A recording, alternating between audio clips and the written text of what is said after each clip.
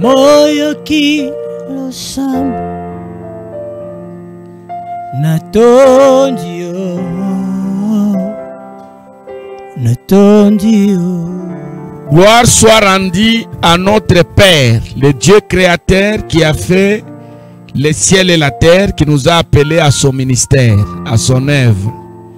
Apôtre Marcel Momat, Église évangélique Man Caché, nous sommes dans notre tranche d'émission à l'ère du salut. C'est une émission évangélique. C'est une émission évangélique. Une émission où nous parlons de Dieu, uniquement de Dieu. On ne parle pas des hommes dans cette émission. Nous parlons de Dieu, l'auteur de toute vie normale. Une bonne vie, l'auteur de cette vie, c'est le Dieu créateur. Un Dieu puissant, un Dieu fort et un Dieu extraordinaire. C'est lui qui a payé de son sang pour que toi et moi, nous soyons sauvés. Je voulais vous rappeler quelque chose. La vie sur cette terre, c'est une vie ponctuelle. Elle n'est pas permanente. Je peux manger, je peux vivre comme je veux, je peux me bâtir des villas, construire des hôtels, je peux rouler carrosse, je peux me marier autant de femmes dont je voudrais le nombre. Bien-aimés dans le Seigneur, sachez une chose, un jour nous rendrons compte de nos actions. Un jour nous allons rendre compte de nos œuvres.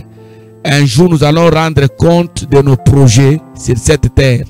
Nous sommes des pèlerins. Quelqu'un a chanté ça. Nous allons faire les rapports à notre Dieu de tout ce que nous posons comme acte. Les textes que nous allons lire dans l'émission qui va suivre, ça sera le texte d'Ecclésiaste. Je vais vous le donner là. On dit: jeune homme, marche selon les voies de ton cœur. Marche comme tu veux marcher là. Ne t'empêche pas de faire les choses, mais sache, c'est parmi les versets très interpellatifs de la Bible, sache que pour tout ce que tu fais là, l'Éternel t'appellera en jugement. Il y aura un jour où Dieu va juger nos actes. C'est pourquoi nous insistons, nous vous disons que la vie sur cette terre, elle est ponctuelle. Je peux vivre 100 ans, mais un jour je vais me fatiguer. J'aime le cycle aujourd'hui, demain je vais détester le cycle. Il y a des gens qui aimaient tellement le sexe, aujourd'hui n'en veulent même pas entendre, parce que le corps ne les permet plus de cette activité-là. Donc quand nous vivons sur cette terre, battons-nous pour le salut. D'abord pour le salut. C'est pourquoi nous parlons de ces choses. Nous sommes en train de parler de la sanctification. De la sanctification. On a commencé aujourd'hui, je crois, c'est notre 4e émission. Là où nous parlons de la sanctification. C'est une grande émission, un grand sujet, mais je suis en train de donner ce qui est essentiel. Prenons Isaïe 59, le verset 1er.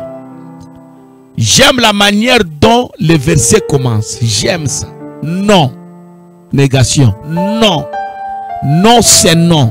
N-O-N. Non. La main de l'Éternel n'est pas trop courte.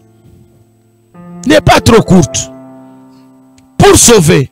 C'est-à-dire, même si vous êtes dans quel trou profond, même si c'est dans des fleuves, les Nils, dans des grandes rivières, des lacs, là où vous êtes tombé, la main de Dieu a la capacité de venir vous sauver, vous récupérer. Non. Une négation. La main de Dieu, je n'aime même pas quand on a ajouté trop. Il fallait seulement dire que la main de Dieu n'est pas courte. La main de Dieu n'est pas courte. Ni son oreille, ni son oreille trop dure pour écouter. Dieu est prêt à sauver quiconque l'invoque. Dieu est prêt à écouter quiconque l'appelle. Je reprends ma phrase. Dieu est prêt à sauver quiconque l'invoque. Et Dieu est prêt à écouter quiconque l'appelle. Il est écrit: ceux qui invoquent le nom de l'Éternel ne seront pas confus. C'est une relation de réussite, une relation de joie, une relation de succès, une relation de consolation. le seul frein qui empêche Dieu de nous sauver, de nous écouter, bien aimé dans le Seigneur, c'est la vie du péché. Le péché, c'est quoi? Le péché, c'est la transgression de la loi de l'Éternel. Vivre le contraire de ce que la parole de Dieu demande. Il y a certains principes que la parole de Dieu nous demande. Il y a des choses que Dieu nous demande de faire. Il y a des choses que Dieu nous demande d'abandonner. Nous avons l'obligation de faire, l'obligation de ne pas faire. Nous avons l'obligation de donner. C'est ça les obligations d'un chrétien. Un chrétien, il a des choses qu'il doit faire, il y a des choses qu'il ne peut pas faire. Et il y a des choses qu'il doit donner. Et les gens de ce monde, surtout les juristes, ils ont triché dans la parole, dans les Écritures. J'ai toujours dit que tout ce qu'on vous a proposé comme loi, bien aimé dans le Seigneur, ça a été puisé dans la loi de l'Éternel. Et je disais quelqu'un que le véritable défenseur des droits de l'homme, c'est Dieu lui-même. Parce que Dieu protège l'homme. Dieu est là, il protège l'homme. Un véritable défenseur des droits de l'homme. Maintenant, quand il y a le péché, bien aimé, la vie bloque. La vie n'avance pas. Nous sommes coincés. Le péché dégage l'odeur. C'est pourquoi la Bible dit que les pécheurs ne résistent pas dans l'assemblée des saints. Dans l'assemblée des saints. Regardez ce qui se passe. Si je dois me laver continuellement chaque jour pour garder la propreté du corps, que je paraisse propre devant les gens, je dois aussi me laver chaque jour, à chaque instant, pour demeurer propre aux yeux de l'Éternel. Il peut arriver que tu pêches. La Bible dit, si tu dis que tu n'as pas péché, tu fais de Dieu menteur. Et la vérité n'est point en toi. La Bible ajoute encore, tous sont péchés, ils sont privés de la gloire de Dieu. La Bible ajoute encore, le salaire du péché, bien aimé dans le Seigneur, c'est la mort. La Bible ajoute encore, les jours du pécheur sont diminués. Les jours du pécheur sont diminués. Alors, comment vaincre cette vie-là du péché? Nous ne vaincrons pas la repentance. J'insiste encore. J'aimerais que vous reteniez ça. Se repentir, ce n'est pas confesser. Il y a deux verbes tout à fait différents. Même si quand on veut entendre ça, c'est comme si ça parlait la même chose. Se repentir et confesser. Confesser, c'est déclarer. Tu déclares ce que tu as eu à faire.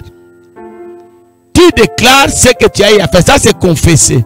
Mais repentir, c'est regretter, déclarer et abandonner. Voilà. Donc, dans la repentance, il y a la confession. Il y a la confession. Je sais, quand nous étions dans une église là, on n'est plus là-bas, on allait confesser devant un homme. On confesse, et l'homme te dit tes péchés sont partis. Ce n'est pas mal, c'est leur doctrine. On ne peut pas condamner ça. Mais bien aimé dans le Seigneur, nous aujourd'hui, quand nous paraissons devant Dieu, nous nous mettons à demander pardon. Quand je me prends devant Dieu, non seulement je confesse, mais je prends la décision d'abandonner. Mais je regrette aussi ce que je suis en train de confesser. Il y a des gens qui confessent sans regretter. Il a véritablement confessé. Il a même pleuré quand il confessait, mais le cœur n'a pas regretté. Maintenant, écoutez. La main de l'Éternel n'est pas courte. Quand vous descendez dans le verset 2, le chapitre que je vous ai donné, Isaïe 59, la Bible dit que ce sont nos crimes qui mettent une séparation. Quand il y a une séparation, la relation, la communion se brise. Mais la relation des mères, est-ce que quelqu'un m'a écouté? La relation des mères, je suis enfant de Dieu, mais je ne suis plus en communion avec mon Père. Regardez même dans nos maisons, votre enfant de mère, votre enfant, quelles que soient les bêtises qu'il a commis. Même si tu dis à votre enfant, vous dites à votre enfant, je ne suis plus ton père, ne m'appelle pas. Non, par le sang qu'il porte, bien aimé dans le Seigneur, il demeure votre fils. Même si vous ne vous saluez plus, mais la relation de père et fils fait quoi? des mères. Mais la communion est brisée. Tu ne peux plus lui parler. Tu ne peux plus sortir ensemble avec lui. Tu ne peux pas manger avec lui. Parfois, tu ne peux même pas le présenter chez les gens que voilà mon fils. Quelqu'un m'écoute. C'est pourquoi vous allez voir que dans beaucoup de mariages, la relation mari et femme est là, mais la communion mari et femme n'existe plus. Les gens sont là, pas de communion. L'homme vit sa vie, la femme vit sa vie, et ils vivotent. Quand quelqu'un fait sa vie, l'autre sa vie, ensemble ils vont faire quoi? Ils vont vivoter. Que Dieu soit loué. J'aimerais dire à quelqu'un, aujourd'hui, chaque fois quand tu sens que tu t'es mal conduit, l'évangéliste nous a donné un conseil, il faut faire la respiration spirituelle. Tu ne peux pas vivre sans respirer. Tu ne peux pas vivre sans respirer. La respiration spirituelle, c'est dégager. J'ai un enseignement que je donne, dont je parle de dégager. Il faut dégager. Ce qui entre doit sortir. Vous savez ça? Ça retient, ça va t'aider. Ce qui entre, il faut que ça fasse quoi? Ça sort. Si quelque chose entre et ne sort pas, ça va vous tuer. Que Dieu nous bénisse. Apôtre Marcel Momat, Église évangélique Man Caché, ministère de vie. Je sais que tu as aimé cette vidéo. Ne rate pas la vidéo qui va suivre. Partage, j'insiste. Si vous avez l'esprit de Dieu, après avoir entendu ce que je te parlais là, tu t'es dit Dieu t'a parlé, partage, afin que Dieu parle aussi à quelqu'un que toi tu connais. Il y a des relations dont je ne serai jamais en contact avec eux, mais toi tu as la possibilité d'être en contact avec ces gens-là. Envoie-les la vidéo au nom de Jésus. Avec action de grâce, nous disons Amen.